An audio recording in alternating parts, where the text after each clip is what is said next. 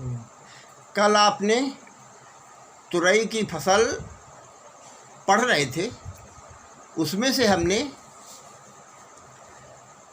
आपको बुआई का ढंग बताया। अब उसके आगे शुरू कर रहे हैं।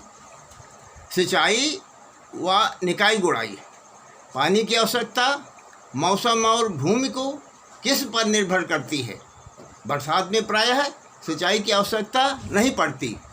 वर्षा पर्याप्त न होने पर आवश्यकता अनुसार सिंचाई करनी चाहिए। ग्रीष्म ऋतु में फसल में प्रारंभिक दिनों में लगभग 10 दिनों के अंतर पर तथा बाद में तापक्रम बढ़ने पर 5-6 दिनों के अंतर पर सिंचाई आवश्यक होती है। खेत को खरपतवार रहित रखने के लिए समय समय पर सिंचाई करना चाहिए। सहारा देना। शाखादार सूखी पेड़ों की डाली पर या बांस की पट्टियों पर बाना बनाकर बेलों को चढ़ाने से बरसात की फसल में काफ़ी लाभ होता है। अब रोग और बीमारी देखिए। पहले बीमारियों तथा उनकी रोकथाम देखिए। नंबर 1, चूड़ी फफूंदी। चूड़ी फफूंदी के लिए इस बीमारी का आक्रमण पत्तियों एवं तने पर होता है। पुरानी पत्तियों पर सफ़ेद रंग के गोल धब्बे उत्पन्न होते हैं, जो धीरे धीरे आकार और संख्या में बढ़कर पूरी पत्ती पर छा जाते हैं। पत्तियों की सतह पर सफ़ेद चूर्ण सा जमा हुआ दिखाई पड़ता है। रोग का अधिक प्रकोप होने पर पत्तियों का हरा रंग समाप्त हो जाता है और पत्तियां पीली पड़कर अंत में भूरी हो जाती हैं और सूख जाती हैं। रोकथाम के लिए देखिए, लक्षण प्रकट होते ही ग्रसित भाग को निकाल देना चाहिए।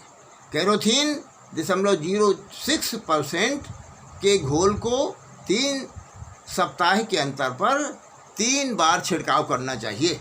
नंबर 2, रुमेल फफूंदी।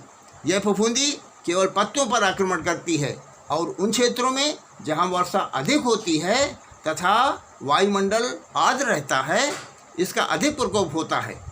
पीले से लेकर लाल भूरे रंग के धब्बे पत्ती की ऊपरी सतह पर तथा बैंगनी रंग के धब्बे पत्ती की निचली सतह पर प्रकट होते हैं। रोग ग्रसित पौधों पर लगे फल ठीक से पकते नहीं हैं और फलों में उनका स्वाभाविक रंग भी उत्पन्न नहीं हो पाता। रोकथाम देखिए, इंडोफिल M45 के 0.25% यानी 250 ग्राम दवा 100 लीटर पानी में घोलकर 15 दिन के अंतर पर छिड़काव करना चाहिए। 3 बार छिड़काव करना चाहिए। एक रोग और देखिए, मोज़ेक। इसमें पौधों की वृद्धि रुक जाती है और पत्तियों में सुगंध भी आ जाती है। फल उचित वृद्धि नहीं कर पाता। यह माहू के द्वारा फैलती है, अतः इन्हें मारने के लिए साइपरमेथ्रिन 0.15% यानी 150 मिलीलीटर दवा 100 लीटर पानी में दवा का प्रयोग करते हैं। रोगी पौधों को निकालकर जला देते हैं। इस प्रकार आपने यह रोग के बारे में समझा और इसके बाद जो है आप कीड़े समझिए और उनकी रोकथाम कैसे करेंगे। कीट और उनकी रोकथाम। पहला देखिए, लौकी का लाल भृंग, इसको रेड पंपकिन बीटल कहते हैं। यह बड़ा प्रसिद्ध कीड़ा है। यह लाल रंग का उड़ने वाला कीट है। पौधे के उगते ही ये उनकी पत्तियों को खाना आरंभ कर देते हैं। एक और इसी से मिलता जुलता कीड़ा देखिए, फिर इसकी रोकथाम के बारे में बताते हैं।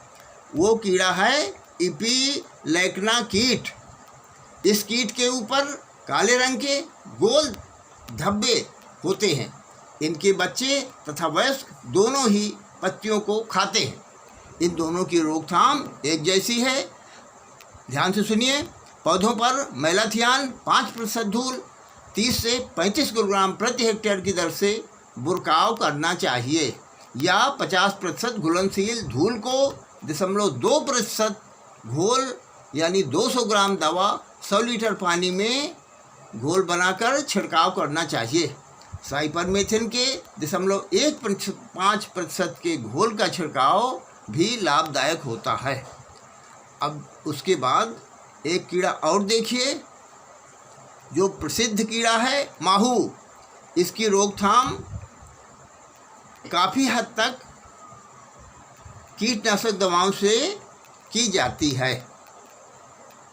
साइपरमेथ्रिन 0.15% 150 मिलीलीटर दवा 100 लीटर पानी में घोल बनाकर छिड़काव करना चाहिए। इस दवा के छिड़कने से के बाद 7 दिन तक फल नहीं तोड़ना चाहिए। तो इस प्रकार से आपने कीड़ा देखा। एक कीड़ा और देखिए, फल की मक्खी, फ्रूट फ्लाई। वयस्क मक्खी कुछ पीले लाल रंग की होती है, जो फलों में अंडा देती है। कभी कभी 50% तक फल इससे ग्रसित हो जाते हैं। रोकथाम देखिए, रोगग्रसित फलों को इकट्ठा करके ज़मीन में गहरा गड्ढा बना देना चाहिए और गाड़ देना चाहिए। नंबर 2, ज़मीन में एल्ड्रिन 5% धूल 20 से 25 किलोग्राम प्रति हेक्टेयर की दर से बुरकाव करना चाहिए। इसी प्रकार तीसरा देखिए, बेल पर फूल आते ही 7.2% यानी 200 ग्राम दवा 100 लीटर पानी में मिलाकर छिड़क देना चाहिए, स्प्रे कर देना चाहिए।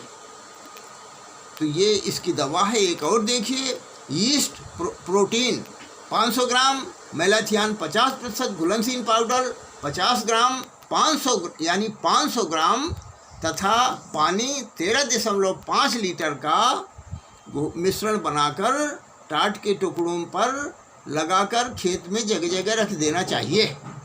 अब फलों की तोड़ाई देखिए। फलों की पूरी वृद्धि हो जाने के बाद किंतु कड़े पड़ने से पहले ही तोड़ लेना चाहिए। रेशे पैदा हो जाने पर सब्जी अच्छी नहीं बनती, अतः बाजार भाव कम मिलता है। अब इसमें उपज देखिए। इसकी उपज 100 से लेकर के 125 कुंतल प्रति हेक्टेयर है। यही तुरई की उपज है। अब बीज लेना देखिए, आप किस प्रकार से बीज लेंगे। बीज लेने के लिए तुरई के शुरू के बड़े आकार के फल बेल पर छोड़ देना चाहिए।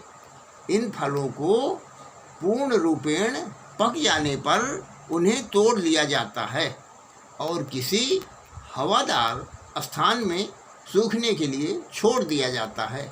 लगभग 1-1.5 महीने बाद फल को बोकर चीरकर बीज निकाल देते हैं। उन्हें भली प्रकार सुखाकर बोतलों में बंद करके रख लिया जाता है। अब आप प्रश्न लिखिए, जो आपको उत्तर जिसका लिखना है और मुझे दिखाना है। तो पहला प्रश्न लिखिए, तुरई के फसल के लिए सिंचाई व निकाई गुड़ाई लिखिए। इसके साथ में सहारा देना भी लिखिए। और प्रश्न नंबर 2 लिखिए, तुरई की फसल के लिए नंबर 1 बात फलों का तोड़ना, नंबर 2 उपज और नंबर 3 बीज तैयार करने की विधि लिखिए। ये दोनों प्रश्न आपको घर से करके लाने हैं और हमें दिखाना है। धन्यवाद।